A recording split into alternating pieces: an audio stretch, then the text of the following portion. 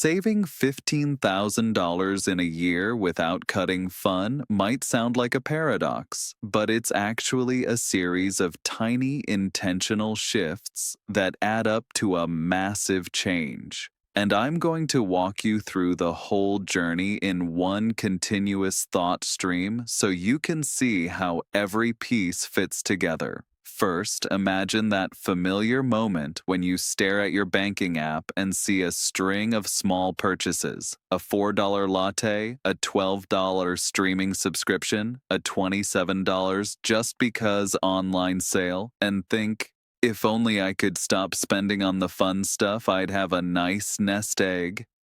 Because that tug of war between immediate enjoyment and long term security is exactly where most of us get stuck. And that's why I'm Nick, a guy who spends way too much time dissecting money, human psychology, and why some people glide through financial challenges while others are constantly stressed about their balance. And I've watched friends hit the $15 K mark by slashing every pleasure out of their lives only to realize It never felt sustainable. So let's flip the script and see fun not as an expense, but as an investment in our future self. Just like the time I booked a cheap desert festival ticket, spent $300 on tickets, food, and a sleeping bag, only to wake up sore, broke, and empty. Whereas swapping that for a local music night cost half as much and netted me a new friend who later paid me $800 for a side gig.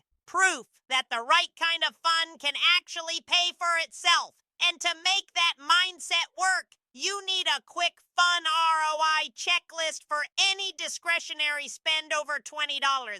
Ask yourself if it improves your skills or network, boosts mental health enough to increase productivity, or has a cheaper alternative with similar return. And if you can answer yes to at least one, treat it as a planned expense rather than a mindless splurge. Next, bring zero-based budgeting into your calendar by opening your digital planner, creating recurring events for the fun you value: movie night, Saturday hike, Sunday brunch, and assigning a dollar amount to each, e.g., movie night, 12 then treating that amount as a non-negotiable line item, because when fun is scheduled and budgeted, it stops being an afterthought and becomes a controlled part of your financial plan, giving you a clear visual cue if you ever feel tempted to add extra fun events. I already have X allocated for fun this month. Adding more means I need to cut elsewhere or delay my savings goal.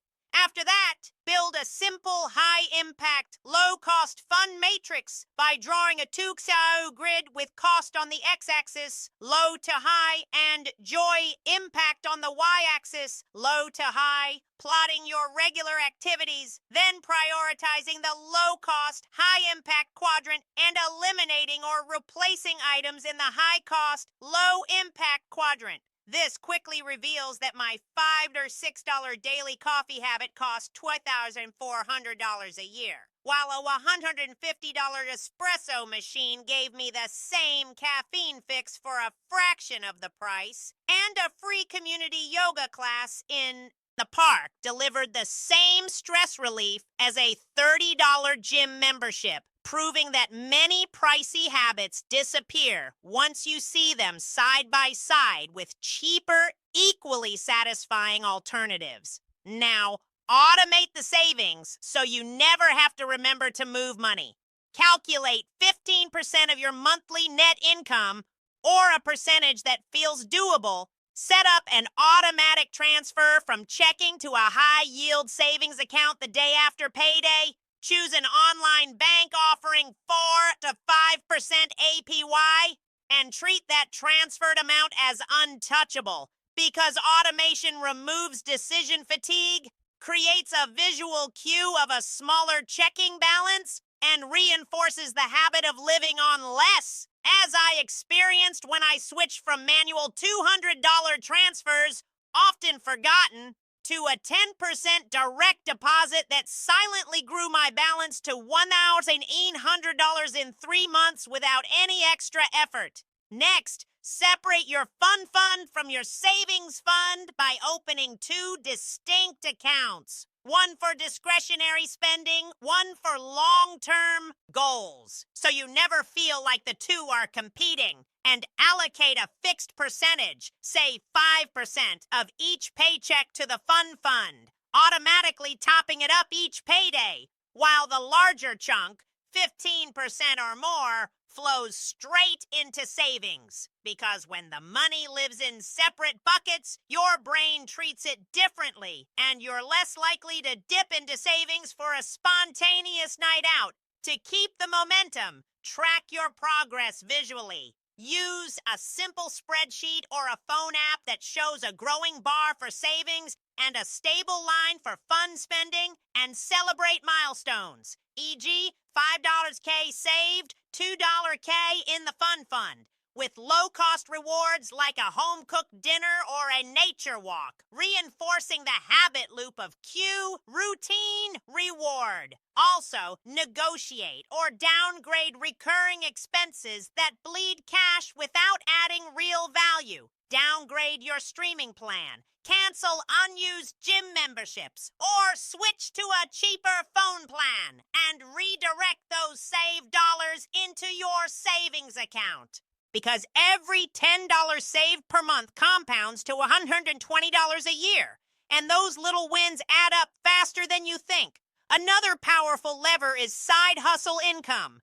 Identify a skill you enjoy, graphic design, tutoring, freelance writing, and allocate any extra earnings directly to the savings bucket, treating the side hustle as a fast track to your $15K goal. And you'll be surprised how a few extra gigs each month can shave weeks off the timeline. Finally, keep the mindset flexible. If you hit a rough patch and need to dip into the fun fund, do it intentionally. Note why you needed it, and then replenish it by temporarily increasing the savings percentage for the next few paychecks. Because life isn't a rigid spreadsheet. It's a living, breathing process. And the ability to adapt without losing sight of the end goal is what separates those who actually hit $15K from those who keep dreaming. By combining the investment view of fun, a zero-based calendar, a high-impact, low-cost matrix, automated pay-yourself-first transfers, separate fun and savings accounts, visual progress tracking, expense renegotiation, side hustle income, and a flexible mindset, you'll watch your bank balance climb toward that $15K target while still enjoying movie nights, weekend hikes, and the occasional coffee treat, proving that you don't have to sacrifice joy to build wealth. Rather, you can design a life where both coexist harmoniously. And that's the real secret to saving $15K in a year without cutting fun.